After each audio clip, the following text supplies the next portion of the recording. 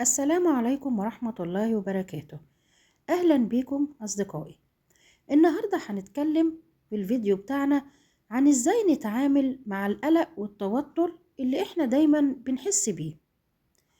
إحنا للأسف بقينا في زمن السرعة فيه هي اللي بتحكمه، وكثرة الضغوط فيه والمقارنات وخوفنا من بكرة ومن المستقبل والتفكير الزائد في شيء ممكن ما يكونش هيحصل أصلا.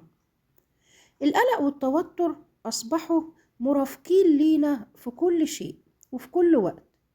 احنا بنصحى متوترين ومش عارفين ايه السبب الواضح. دايما بنشعر ان في ثقل في صدرنا، تعب من غير مجهود. التفكير عندنا ما بيقفش، دايما بنفكر حتى واحنا بننام. خوف من شيء غامض وخوف من المستقبل. فاليوم هنتكلم في الفيديو بتاعنا عن القلق والتوتر، ازاي نتخلص منهم.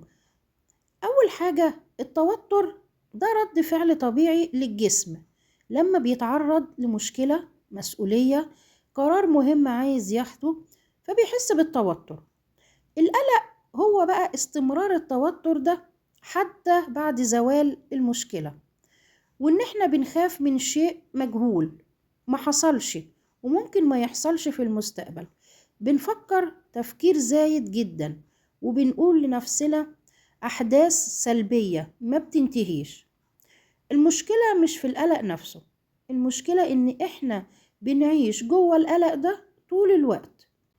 القلق اللي إحنا دايما عايشين فيه دوت ما بيجيش من فراغ، ده له أسباب كتيرة. من أسبابه الضغط المستمر علينا، تحميل نفسنا أكتر من طاقتها، رغبتنا في الكمال وده مش ممكن، الخوف من الفشل أو فقدان السيطرة على موضوع ما أو على حياتنا. من أسبابه برضو إن إحنا ما بنعبرش عن مشاعرنا وبنكبتها وبنقارن نفسنا بالآخرين.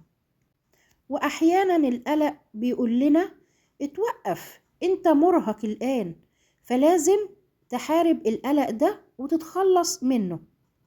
ومن علامات اللي بتقولك انت في حالة قلق يجب ان انت تتعامل معاه، بيظهر على الجسم صداع متكرر، شد في الرقبة والكتفين، النوم بتاعك بيكون مضطرب، بقى عندك سرعة انفعال، اي كلمة تستفزك وتنفعل، تفكيرك الزايد قبل النوم، شعورك دايما بعدم الارتياح، وتفقد السيطرة والاستمتاع بالأشياء اللي انت كنت بتحبها.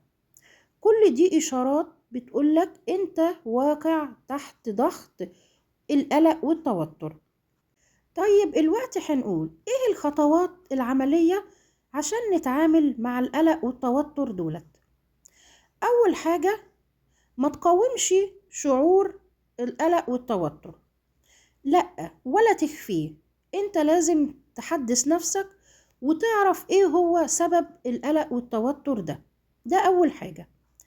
تاني نقطة، ان انت ما تعيش في المستقبل، ما تقلقش منه لان ده في علم الغيب وبإيد ربنا.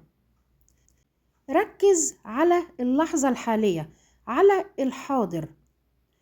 تالت نقطة، قلل التفكير الزايد شوية. يعني مش كل فكرة تيجي في دماغك فكرة حقيقية تستاهل التفكير، ومش كل مخاوفك هتحصل.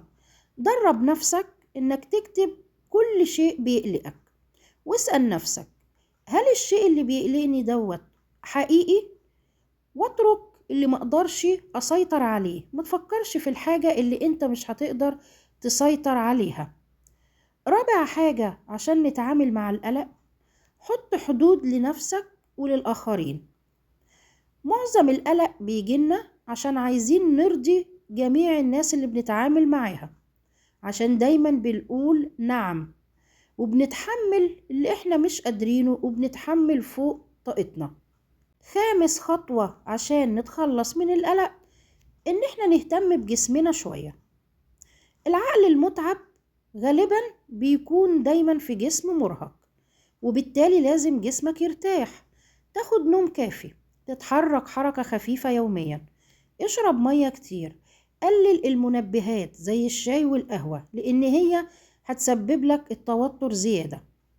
اهتمامك بجسمك مش رفاهية، ده أساس للهدوء النفسي. انت إنسان مش ضعيف عشان بتقلق وتتوتر، انت إنسان بتشعر وبتحس. مشاعرك سواء كانت توتر أو قلق ما بتقللش من قيمتك. الهدوء ده عبارة عن مهارة لازم تكتسبها وتتعلمها. القلق والتوتر مش أعدائك، دول رسالة بتقولك إنك محتاج تهتم بنفسك أكتر، مش محتاج إنك تضغطها. ما تحاولش تكون قوي طول الوقت، القوة الحقيقية إنك تعترف بتعبك وتدي لنفسك فرصة إنك تهدى وترتاح. افصل شوية عن الضوضاء اللي بيحيط بيك. افتكر دايما إن سلامك النفسي وهدوءك وطمأنينتك مش من الهروب من الواقع، لكن في فهمه وإزاي تعرف تتعامل معاه. ولو كنت بتمر الوقت بمرحلة قلق وتوتر، أحب أقولك إنك مش لوحدك، وإنت مش متأخر ولا فاشل، إنت فقط إنسان محتاج إنه يهدى. خد نفس عميق، امنح نفسك بعض الرحمة والهدوء، وتذكر إن الطمأنينة ما بتجيش فجأة، لازم تبدأ بخطوة، وأول خطوة هي الوعي، وإنك تعرف إزاي تتخلص من القلق والتوتر دوت. وإن شاء الله اللي جاي بإذن الله هيكون أهدى مما تتخيل. والسلام عليكم ورحمة الله وبركاته.